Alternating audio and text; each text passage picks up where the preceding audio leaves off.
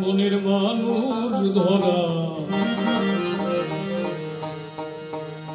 মনে ফেরা মুখের কথা নয়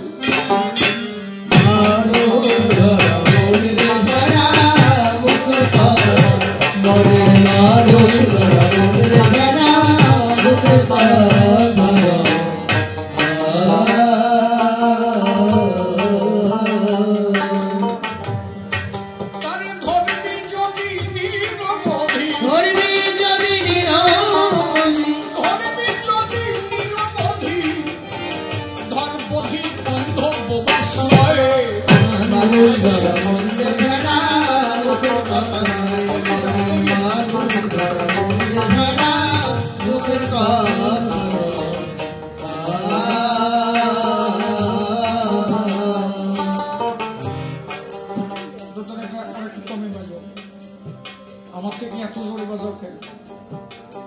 একবেলা গানে গেলে 500-1000 পাই আর নিজেরা 400-500 পাও, এটা বোঝো না নাকি? আমার উপরে গেলে হবে না, আগে গান পরে বাজনা।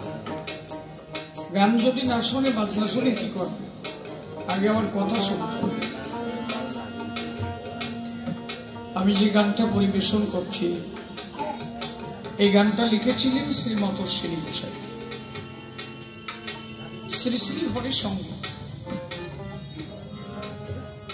তারে ধরবি যদি নিরবধি নির্বোধি অন্ধ বোমাশ্রয়, মনের মানুষ ধরা মনে ফেরা মুখের কথা নয়। ঈশ্বরকে জানতে গেলে তিনটে বস্তুকে প্রধানভাবে ধরতে হয়, তিনটে ভাব। একটা হচ্ছে পরিপূর্ণ আত্মসমর্পণ, পরিপূর্ণ বিশ্বাস আর পরিপূর্ণ ভক্তি। এর মধ্যে যদি একটাও কম হয়ে যায় তাহলে আপনি ঈশ্বরকে জানতে পারবেন না। যদি বলেন দিন ভরে নাম করি, দিন ভরে ডাঙ্কা বাজাই, তাও হরিসান পাইনি, ব্যাপারটা কি? এই তিনটের মধ্যে একটাও আপনার সঠিকভাবে হয় না, এই জন্য আপনার দ্বারা দর্শন হয়।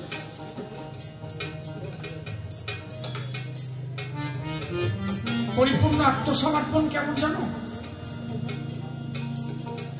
দেহটাকে পূর্ণভাবে সমর্পিত করা, মনটাকে পূর্ণভাবে সমর্পিত করা। অশ্বিনী গোসাই লিখেছে না, সমর্পিত দেহ মম আমিত্ব কিয়া, আমিত্ব স্বামিত্ব তুমি সর্বামূলাধা। আমি দেহ সমর্পণ করেছি তোমার পায়ে। আমার তো আর আমিত্ব থাকার কথা নয়। একবার ভক্ত যদি তার দেহ ছেড়ে দেয় গোবিন্দের পায়ে,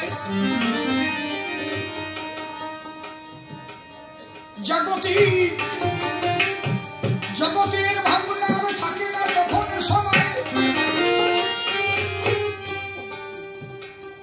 আমরা কয়জন করতে পেরেছি তাই?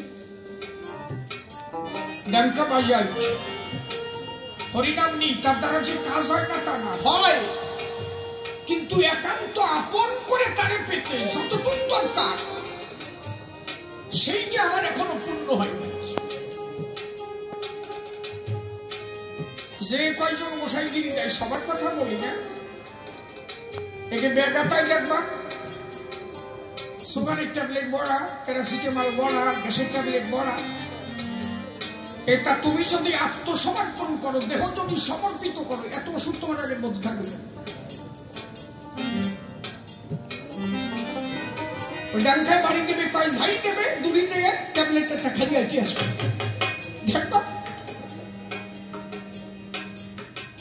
মতুয়া হয়েছে বা ঔষধ খাইও, মনে রেখো সেদিন থেকে সেই মতুয়া মরিল।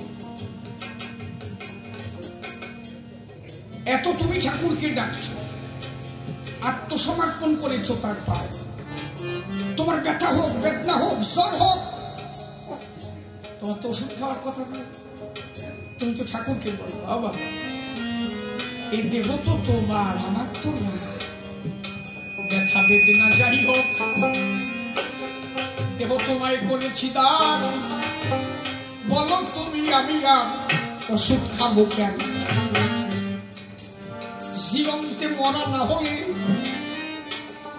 তারে পাওয়া নাহি যায়, মরার মরা হয়ে থাকলে মেলে তারে ভাই। জ্যান্তে মরা অতি, সে আসে কখন? সে আসে তখন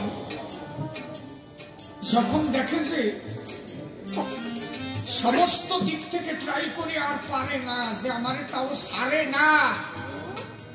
বলে না, যে করে আমার আস্তার করি সর্বনাশ, তবুও যে সারে না পাশ, আমি তার হই দাসের অনুদাস।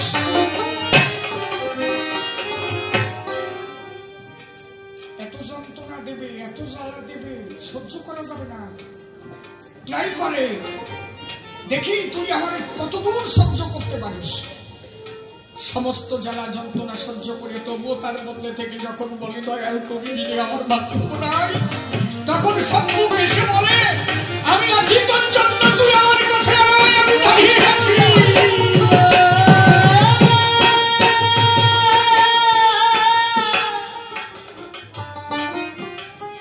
এই জন্য পূর্ণ আত্মসমর্পণ চাইছে। এক বিন্দু বিশ্বাসে যদি ঘাটতি থাকে, তার দ্বারা হরিদর্শন হয়। যেমন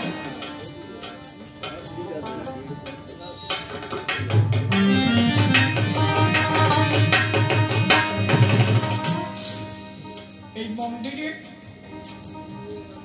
দুটো বিগ্রহ আছে। বিগ্রহ দুটো কিসের? আমার হরিচাঁদ শান্তি মাতা, তাই তো? তৈরি কি দিয়া? হয় ফাইবার দিয়া, নইলে সিমেন্ট বালি দিয়া, নইলে পাথর দিয়া, তাই তো?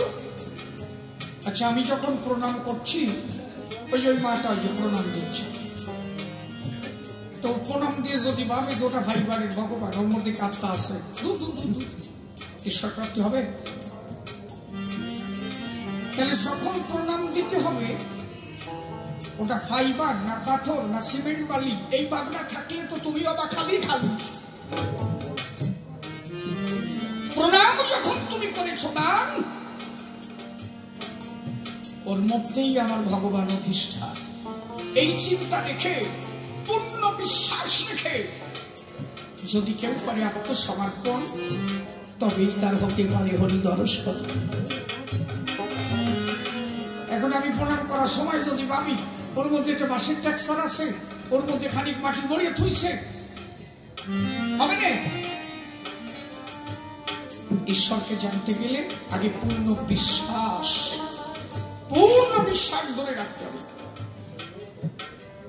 বেথুরিয়া হীরামন পাগল গেল, জমিদারের বাড়ি দুর্গা পুজো হচ্ছে। আমি মনে গতবার এখানে আসি নাই না, ওই কালাডারে পাঠাইছিলাম না? হয় আমি যেন কোন জায়গায় গেছিলাম। হ্যাঁ, ও আচ্ছা না, কালাডারে পাঠাইছিলাম। আমার একটা সাথে ধলা টলা ছিল নাকি? হ্যাঁ ঠিক আছে, ধলা কালা মিলই পাঠাইছিলাম। হীরামন পাগলা দুর্গা পুজো দেখতে গেছে। আজকে আমার গান মানে শান্ত অবস্থায় বসে থাকতো বাবা। আমি ভয় ফাজিল কথা কইও না, যেটুক সময় কব ভালো কথা কব, একদম ধৈর্য ধরে নীরব হয়ে বাড়ি চলে যাবো। আর যদি কও যে ভালো না লাগে নামিয়ে যাবো, শান্তির কবি পয়সা দিবি না, থাক আটা দেবো, পরিষ্কার। কোনো ফাজিল কথা হবে না। ধর্মের আসল ধর্মের মতো চলবে, অধর্ম চলবে কেন নাকি? তাও কথা কব কেন? জমিদারের বাড়িতে দুর্গা পুজো, হীরামন পাগলা গেছে। তখন তো এক টেক্সারে পুজো হতো, এখন যেন বিভিন্ন ভাবে প্রতিমা গড়ে, এগুলো কিন্তু আমরা তখন দেখি নাই। তখন দুর্গার সাথে লক্ষ্মী, সরস্বতী, গণেশ, কার্তিক, তাই কিনা এক টেক্সারে পুজো হতো। এক টেক্সারে পূজা করে জমিদার মহাশয়। পুরোহিত গিয়ে ওই মন্দিরে পুজো দিতে যায়। এমন সময় হীরামন আমার মন্দিরে ঢুকিল। পুরোহিত বলে এ পাগল আবার কোথা থেকে এলো? পাগলের ভাবধারা এ তো মোটে ভালো নয়, এই মূর্তির সাথে ভেঙে যাবে, ও বোঝে না রে ভাই। আর হীরামন গিয়ে বলছে এই সরে দাঁড়া, ঠাকুর মশাইয়ের কাছে সরে দাঁড়া, সর সর সর। আমি কতদিন মার একটু দুধ খাই না, আমি তো মার দুধ খাতি আসছি। যে পুরোহিতকে ওরা টাকা দিয়ে পুজো দিতে আনছে, ওই পুরোহিত জানে মাটি ভাঙিয়ে যাবে, ও জানে আসল ভগবান না, মাটি ভাঙিয়ে যাবে। কিন্তু হীরামন বলছে কি সরে দাঁড়া, কতদিন আমি মার দুধ খাই না, একটু মার দুধ খাবো। তাহলে যেটারে পয়সা দিয়ে আনছো জানে ওটা মাটি, ঈশ্বর না। এই জন্য ওর দ্বারা ঈশ্বর প্রাপ্তি হবে না। কিন্তু হীরামন বলছে পুরোহিতকে সরে দাঁড়া, ও মাটি কিনা সে আমি জানি, তুই জানিস। পুরোহিতকে টান দিয়ে বের করে দিল। কাছে যেয়ে দুর্গা মার কাঁধের উপরে হাত দিয়ে, ঈশ্বর কি ভাবলো বুঝো না, একেবারে একান্ত আপন ভাবো। আপন বিশ্বাস কি? এক বিন্দু বিশ্বাস যদি অতিকত থাকে তার দ্বারা হবে না। গলার উপরে হাত দিয়ে মার দিক তাকাইয়ে, মা মা মা, সেই যে তেতা যুগে তোর সাথে আমার দেখা হয়েছিল, আর কতদিন তোর সাথে আমার দেখা না, একটু দুধ দে মা, একটু দুধ খাই, আমি তোর সন্তান, একবার দুধ ধরার পর তোর দুধ খাবো।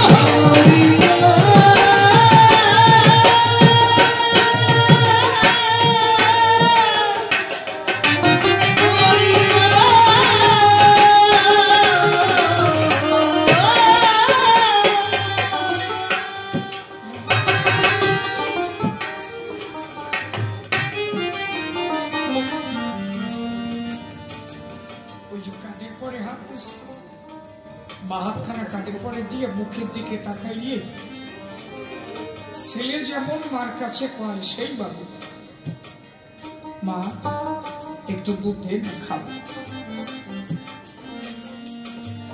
হাতখানা কাঁধের পরে রেখে মাটির মূর্তির ব্লাউজটা খুলে মুখখানা দিয়ে দিয়েছে টান, স্তনের উপরে হাজার হাজার দর্শনার্থী ছিল ওই মন্দিরে। সবাই ভাবলো পাগল করে কি, এই শালা মাটির মূর্তি দুধ দেয়। যে কয়জন দেখতেছি সবাই জানে মাটি, কারণ পূর্ণ বিশ্বাস তো কারো নাই। পাগলের পূর্ণ বিশ্বাস ছিল ও মাটি না, আমার মা। স্তনে মুখ লাগাইয়ে যেই দিয়েছে টান, সঙ্গে সঙ্গে স্তন হতে দুগ্ধ হচ্ছে নিঃসরণ। টপ টপ করে দুগ্ধ তখন মাটিতে দেখো পারে। একবার প্রেমানন্দে হরি হরি ভোলানাথ হিমালয়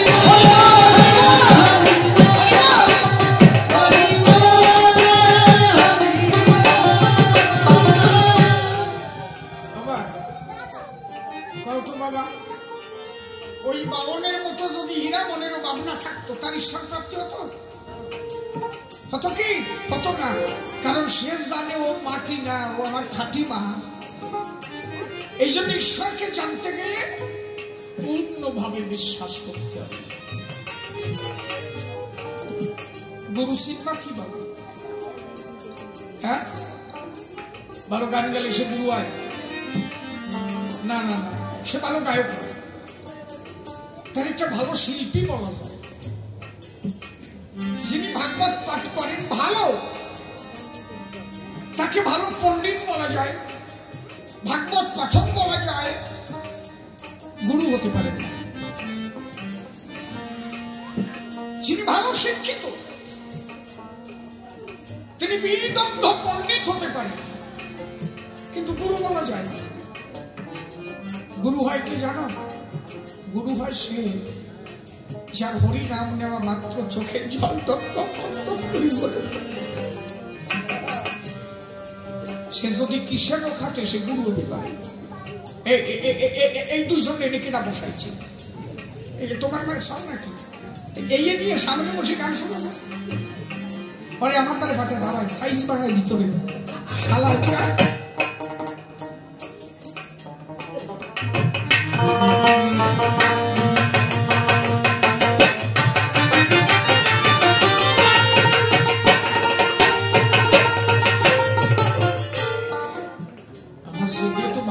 আসবে নি, তোর ঠেলাটা কমে যাবে, এটা ঠিক আছে।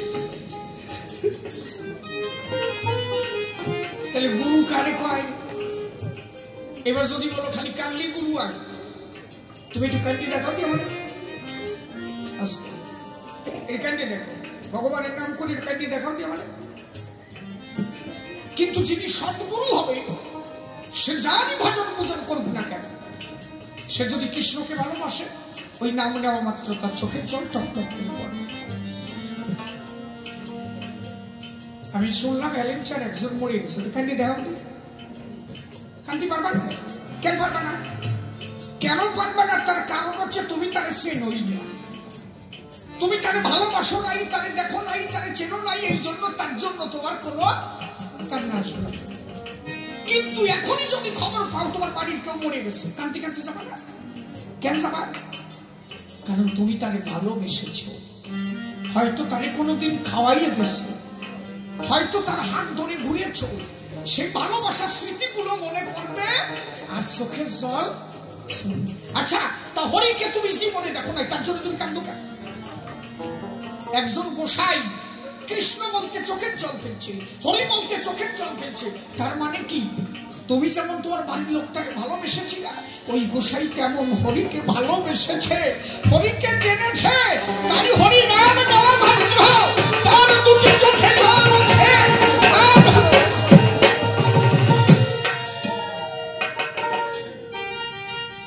প্রেম কি সহজে আসে?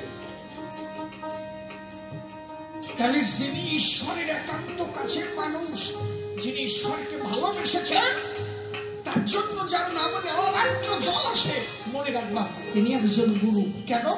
তিনি জানেন যে কোন পথে গেলে তার একান্ত কাছে পাওয়া যায়, নইলে তার হরিনাম বলা মাত্র চোখের জল আসত। আমার কথা বোঝা যাচ্ছে বাবা? সাধু হলে তার তিনটে ভাগ প্রাপ্ত হয়। আসলে হচ্ছে এইরকম, মানে আমি যে কয়দিক ফিরে যাবো এই একটা বিষয়। এবারে তো এদিক ঘুরি নাকি পিছনে কয়জন আর কি হবে, যাওয়াই হবে এসে পরে দেখা নিচ্ছি। তোর মাইয়া হাসি হাসি এখন কুটি কুটি হয়ে যাচ্ছে।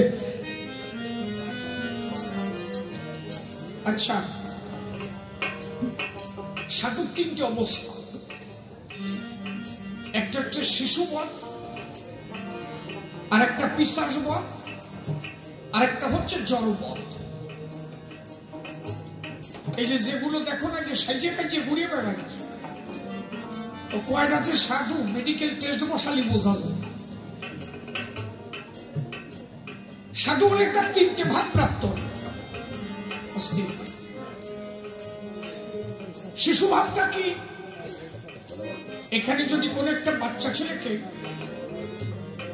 আমি হাতে ধরে বসে ওই এখানে প্রস্রাব করে দেব, এখানেই পায়খানা করে, কেন?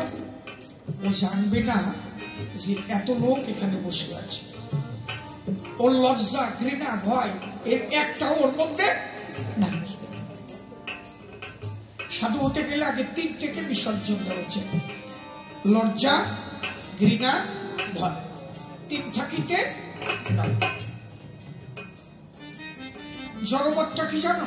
এই বক্সটা কেন পড়ে আছে, যত সময় কোন জীব বা কোন প্রাণী ওকে না নড়াবে, ও নড়বে না, ও কিন্তু ওই মা কাঠার মতো পড়েই থাকবে। সাধু হয়ে গেলে ওইরকম পড়ে থাকবে।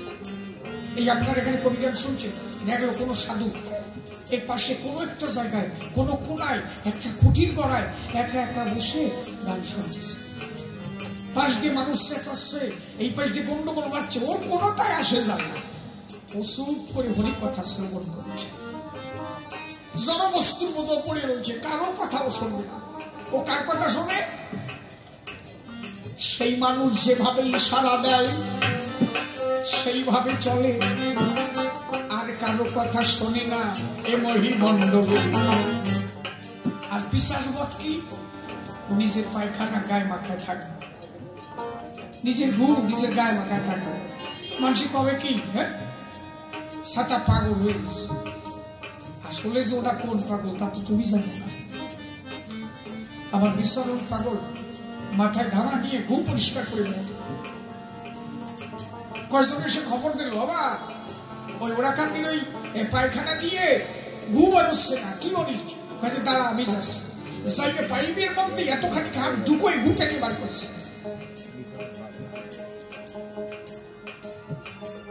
বুঝিস নিজের সলের গু দেখলে গিন্নায় ভাত খাওয়া যায় না, আর পরের গুটা নিয়ে বের করা এ কি একটু দু ব্যাপার নাকি? গুলশান ঠাকুর এসে পাশে দাঁড়াচ্ছে, বাবা বিচরণ বলো আমার গাছ শুয়ে না গুলগন্ধ। ঠাকুর বলছি কি বিচরণ রে, সবাই তোর বাহ্যিক জগৎটা দেখে, তোর গায়ের গুলগন্ধ, হ্যাঁ তোর ভিতরে যে হরি প্রেমের সুগন্ধ আছে, সেই সুগন্ধের জন্য তোর গুলগন্ধ দেখে গেছে। তোর মতো ভক্ত পেলে আমি আনন্দের করে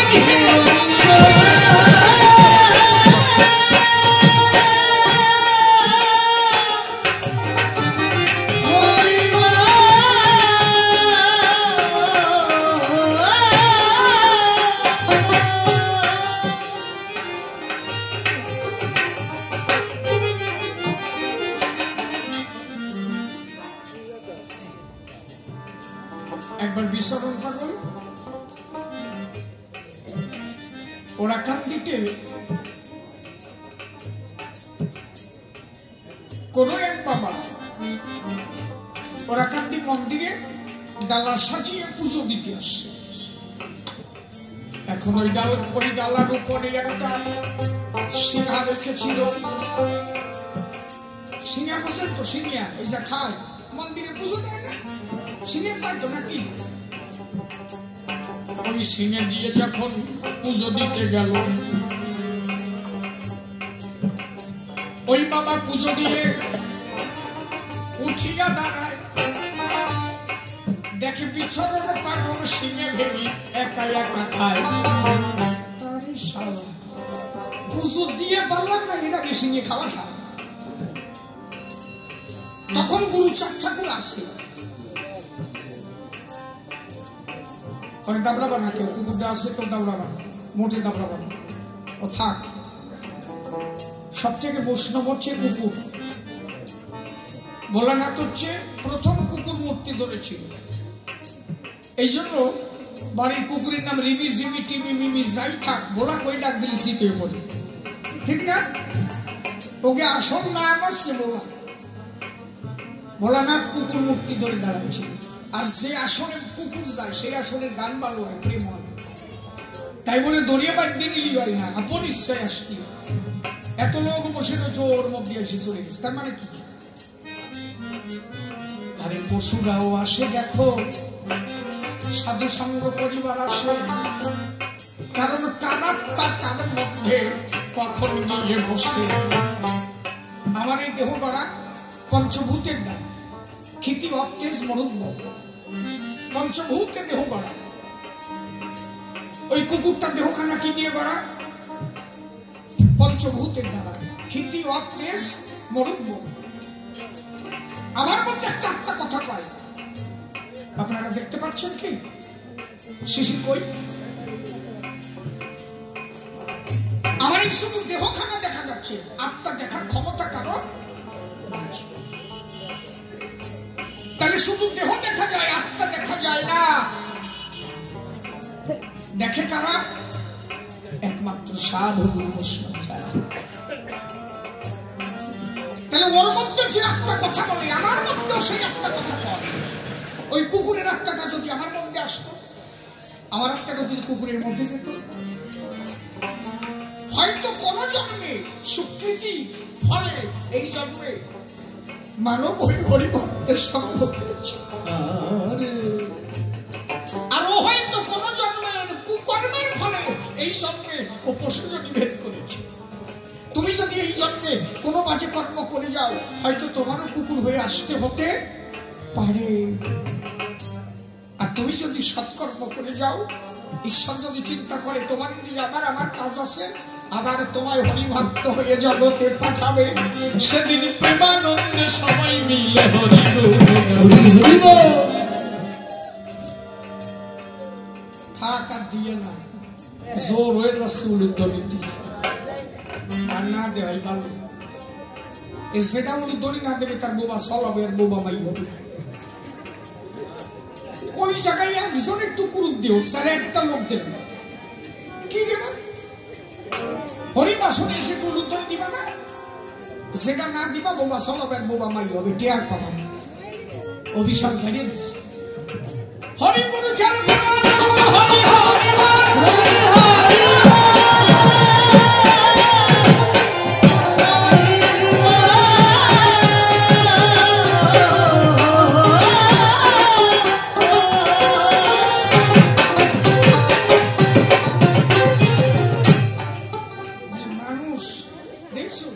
মানুষ গুতোয় বললি কি হবে? ওই মুড়িও গেছে, ওনার বয়স আছে, উনিও গেছে।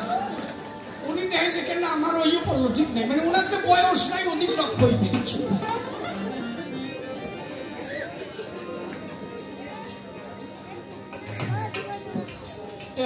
না না, তা উনি তোর ভাবে চিনতে দেবে যে আমার হবে কি না, উনিও দেশে যজ্ঞের দেশে যখন ওনারও হোক, শীতকালে হইয়া পড়ুক কি। হরিবল হরিবল হরিবল। জ্ঞান নামক পুত্র সন্তান সবার হোক, ভক্তি নামক কন্যা সন্তান সবার হোক।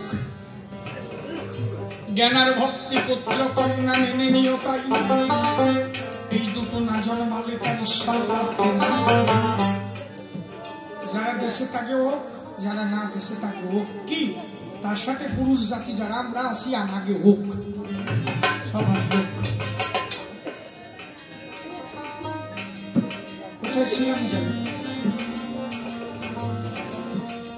এই জন্য যে যখনই কোনো হরিবাসনে যা আসুক, তাদের কোনো ক্ষতি করতে নাই, ওরা আসে হরিবাসনে কিছু পাবার আসে। রাই রসরাজের নাম শোনা আছে না? রাই রসরাজ, এই কথায় কথা মনে পড়ে, তো রাত বলে গান গাইতে হবে না আমার। তোমরা থাকবা না বাড়ি যাবা না? থাকবা? বাবা উনি আগে আটা দেবেনি, বেশি জুল যেটা দেশে ওই দিয়ে আগে যাবে।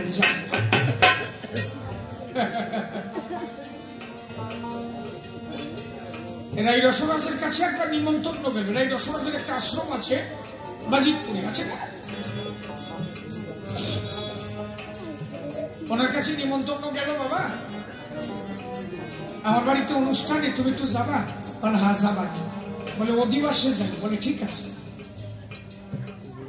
নিমন্ত্রণ হয়ে গেল, ভালো কথা শোনো। হ্যাঁ নিমন্ত্রণে গেল, অধিবাস কেটে যায়, রাই রসরাজ যায় নাই। মৎসব হয়ে গেল, উনি যায় নাই। শিষ্য ছেলের ব্যথা কত মনে, গুরুদেব যদি না আসে অনুষ্ঠানে। যেমন আমার বাপ্পা ব্যথা পাইছে, উনি মাঘ মাসে অনুষ্ঠান হয়ে গেল, আমার দীক্ষিত ছেলে তো আমার নিমন্ত্রণ করেছিল, আমি আসতে পারিনি, গানে থাকি তো, ও ব্যথা পাইছে, বাবা আসলো না। এইরকম না, সবসময় তো এসে পারা যায় না। আর আমি তো সেই রকম গুরুদেব না, বুঝো না? যারা সেই মার্গের মানুষ তারা সহজলব্ধ জিনিস রাখে। মৎসব হয়ে গেল, ও দামাই করে চাল ডাল নিয়ে গুরু সেবার জন্য যা যা ছিল তাই গুরুদেবের বাড়ি পাঠালো। যাই দিয়ে বললো, বাবা আর কোনোদিন কব না মৎসবে যাচ্ছিস। এটা কান্দিস কেন? তুমি আমার গুরু, তোর থেকে ধর্ম পথে জীবন শুরু, আর তুমি গেলে না, আমি আর জীবনে তোমার জাতি কব না। অজয় বুড়া কবাইলে আমি গেছিলাম, তুই কেন আমার রাখলি না? তুই গেছিলি কেন? ও যাই নাই আমি। এই যখন মন্দিরে সবাই অধিবাস কীর্তন করে তোর পাশে দাঁড়াইছিলাম, একটা চোলাকার দিয়ে বাড়ি দিয়েছিলি কেন? যখন মৎসব শুরু হলো, হরিসঙ্গীত গান হচ্ছিল, শ্রী গোসাই ভক্তরা প্রেমে আপ্লুত হয়ে গেল। আমি ভক্তের কাছে গিয়ে দাঁড়ালাম, আসরে গেলাম, তুই আর একটা চোলাকার দিয়ে বাড়ি দিবি। ভক্তরা যখন প্রসাদ নেয়, ভাবলাম আমার শিষ্য ছেলে ভক্তদের প্রসাদ দিচ্ছে, আমি একটু পাশে দাঁড়াইছি। আমি নাকি প্রসাদ খাবো বলে দাঁড়াইছি, আর একখান চলা দিয়ে বাড়ি দিলি, তিনবার বাড়ি দিছিস, থাকা যায়? বলো আমি তো কুকুর বাড়ছি, তোমারে বাড়নি। তুই জানিস না আমি কুকুর হয়ে দিয়েছিলাম তোর আঙ্গিনায়। মনে রাখিস যেখানে ভক্ত সেবা কারো ক্ষতি করতে নাই। কত জীবী কত ভাবে হরি নামে আসে, তারা ভক্ত সঙ্গে প্রেমানন্দ হরি নাম ভাসে।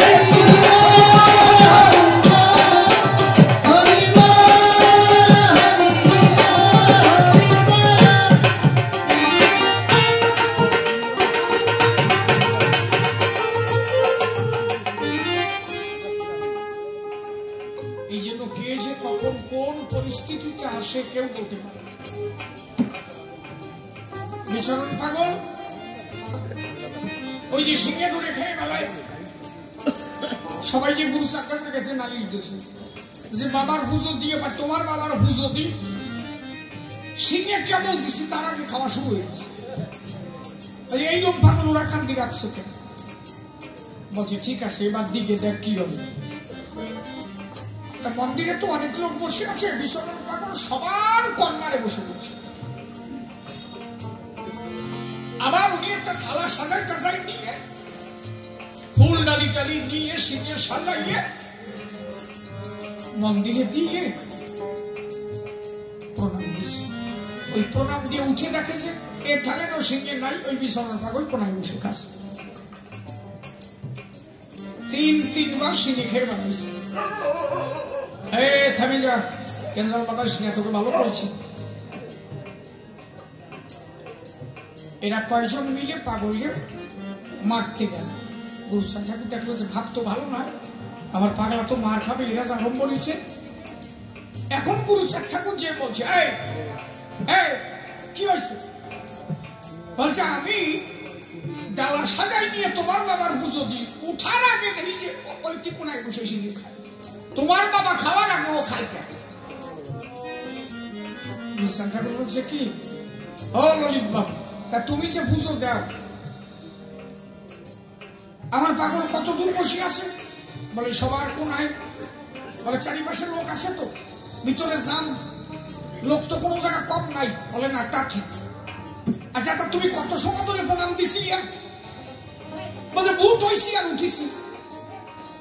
বলি তা ভূত হইলে আর উঠলে এর মধ্যে ওই সিঁড়ি এইখান থেকে কত দূর কি করে গেল? তাহলে পাশের লোক কেউ ট্রান্সফার করেছে, নইলে অত দূর তো সিঁড়ে যাওয়ার কথা না, ঠিক কিনা? একটা মানুষ প্রণাম করতে তো বেশি সময় লাগে না, এইটুক সময়ের মধ্যে অত দূরে সিঁড়ে গেল কিভাবে? ট্রান্সফারটা করলো কিনা? এখন ললিত বাবু আমি তো আসলেও তো সত্যি কথা, সারা আমি বুট হইয়া দেখছি সিঁড়ে নেই। তাহলে শয়তান তো এর মধ্যে আছে। গুরু স্যার ঠাকুর বলছি শয়তান নয় ললিত বাবু, যে যে যোগ্য সেই যজ্ঞের আসল পায়। তুমি পুজো দিয়েছ তো, আমার বাবা ভক্তকে সেবা দিয়ে আনন্দ পায়। তুমি সিংহে দিলে তোমার পুজো আমার বাবা সন্তুষ্ট হচ্ছে, ওই দেওয়া মাত্র আমার বাবা সিংহে ধরে বিচরণ রেখাই করেছে যে তুই খা, তারপরে আমি খাবার নি, ভক্তরাও খাবে।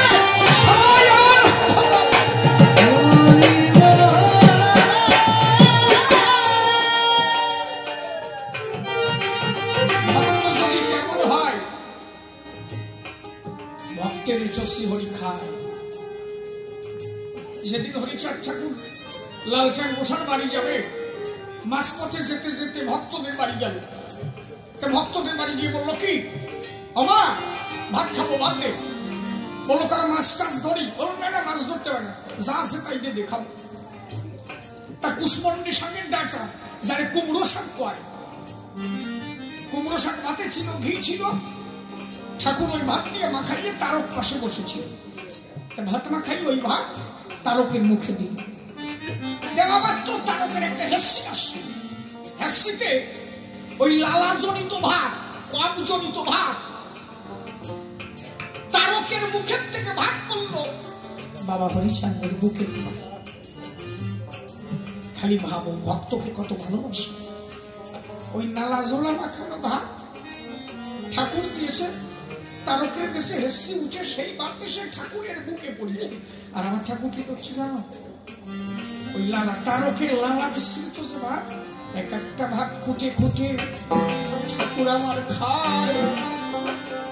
তাই দেখে তারক আমার চোখের লোক বলে, তারক তোর মুখে নেই ঠোফাত অমৃত সমান, আমি ভক্তের অধীনে সংসারে সায়ন ভগবান হরিব।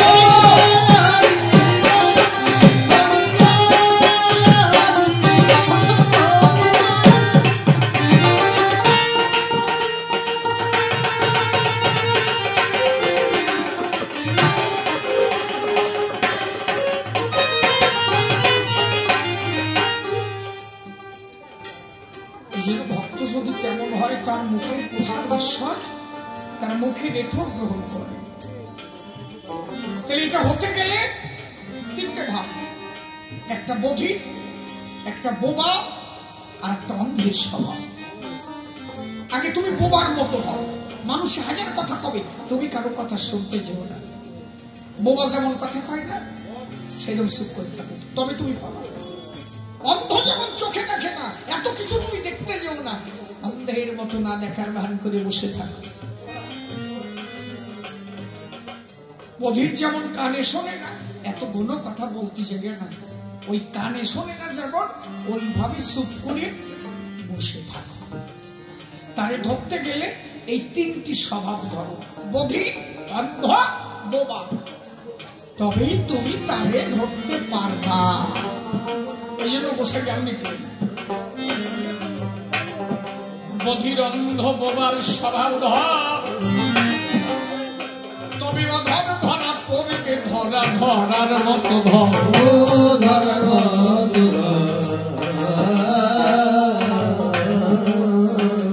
চুতের ঘরের উপরে হারে, চুতের ঘরের উপরে হারে, চুতের ঘরের উপরে হারে, তবে মানুষ ধরা যায়, মানুষ ধরা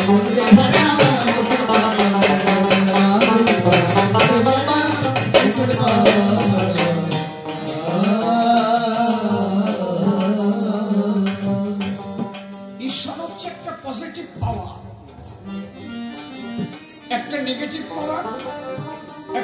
পজিটিভ পাওয়ার।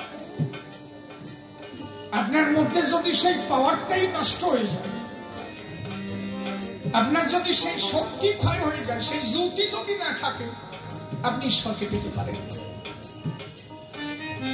তাহলে কি ধরে রাখলে আপনার সেই পজিটিভ পাওয়ারটা তৈরি হবে? সেটা কি? আমি এক শিশু, আমার বাবা আমার মার কাছে গেল, মেডিকেল সায়েন্সে বলে 4 থেকে 5 কোটি, আধ্যাত্ম বিজ্ঞান বলছে 40 থেকে 45 কোটি। একবারে সন্তান আমার বাবা আমার মার কাছে দিয়েছে 35 থেকে 40 কোটি। তার মধ্যে একটা শুক্রকীট আমি, আর সব ভাই বোন আমার মারা গেল, মাত্র একজন বেঁচে ছিল, সে আমি, আপনি,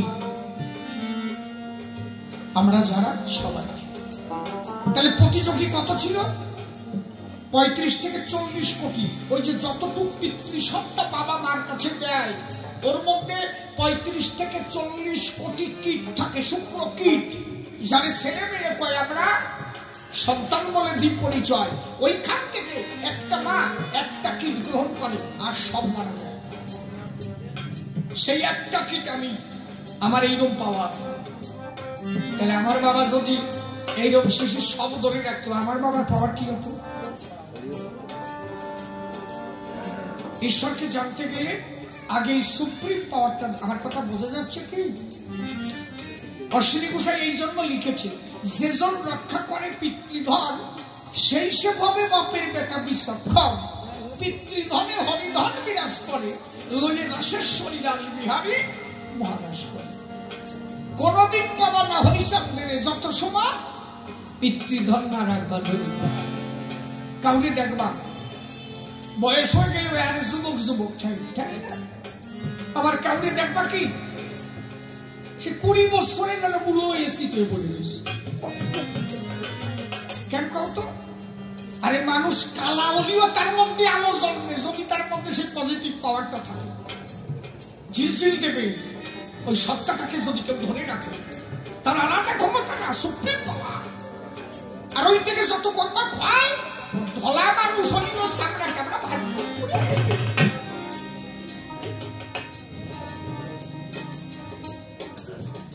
যারা সাধু হয় তাকে দেখলে বোঝা যায় আর টলমল টলমল টলমল টলমল করে নাকি? কারণ তারা রসটাকে ধরেছে, রস রেখেছে ধরে, আর রসের আকার ধরার পরে রাস মেলে সংসার। বয়শূন্য রস, দন্তিনী রস, মাঝখানে আকার দিয়ে হয় রাস। তুমি যে রাসের অধিকারী বাবা, ও রসের আকার ধরার আগে তো কয়বার কি হরিচোটা ঠিক নাই।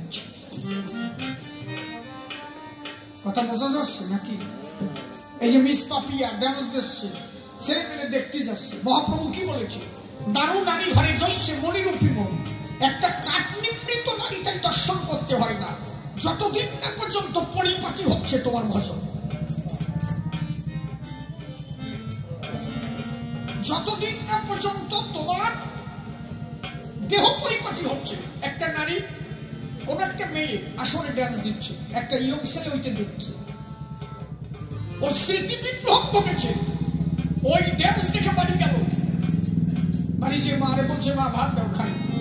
ও ভাত খেতে বসে খাওয়ার পরে ভাত দেখে না, দেখে যে মিস পাপিয়া ডান্স দিচ্ছে। ও তো ব্রেনে উঠে জড়িয়ে গেছে। রাত্রিবেলা শুয়ে পড়ি যে মিস পাপিয়া একবার কি করতে, আমি যে সাথে আমার দরকার নেই। রাত যত হয় স্বপ্ন তত বাড়ে। তাহলে যে নারী দর্শন করে তুমি নিজেকে ধরে রাখতে পারো না, এটা দেখতে চাও? ধর্মের মধ্যে সেই অনুষ্ঠান দিবা কেন? একটা ধর্ম অনুষ্ঠান করবা, সেখানে ড্যান্সার জামা দিবা, তারপরে যা ড্রেস পরে কাটা লাগা, হাসিয়ে পড়িস কেন সাঁতা? যে ড্রেস দর্শন করে মানুষের কাম বৃদ্ধি পায়, তাতে ধর্ম হয়ে যায় ক্ষয়। তাহলে তুমি একটা কালী পুজো করলে, একটা দুর্গা পুজো করলে, ধর্মের আশ্রয়, সেখানে যদি কামের উদ্দীপনা বাড়ে, ধর্ম থাকে কোনো প্রকার? কথা কি আমি খারাপ করছি বাবা? আর তারপরে খালি তো হলি হবে না, তার সাথে তার ওখানে কি লাগিলি আছে 3x তারপরে চুল্লু, ওগুলো এখন আর পাওয়া যায় না, অত কম দামি তা কেউ খায় না। এখন 3x গ্রাম, তারপরে বাংলা, তারপরে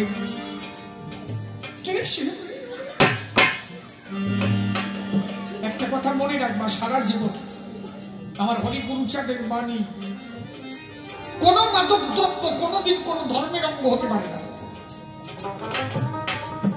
এই যারা কয় যে কালী পুজোয় চুল্লু লাগে,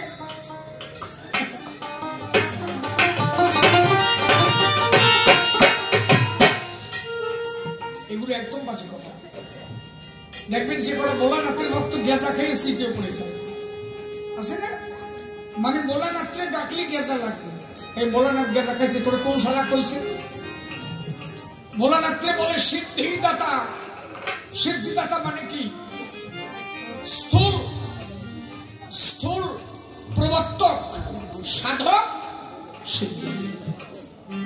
অশ্বিনী ঘোষের গান লিখেছে, স্থূলে মূল তাল ঠিক রেখে প্রবর্তে নাম লবণের সুখে, সাধনের সাধকে তারে এই তোরে ডাকার বিধান, সিদ্ধে গিয়ে মাতাম দিয়ে সামনে মত্ত মাতাল হয়ে, প্রেম সাগরে জোয়ার দিয়ে করো হরির নাম অমৃত পান, হৃদয় যন্ত্রে হরিনাম মন্ত্রে পড়িয়ে সেটা। ভোলানাথ হচ্ছে সিদ্ধির করে, সবসময় সাধনার বলে থাকবে, সিদ্ধির করে।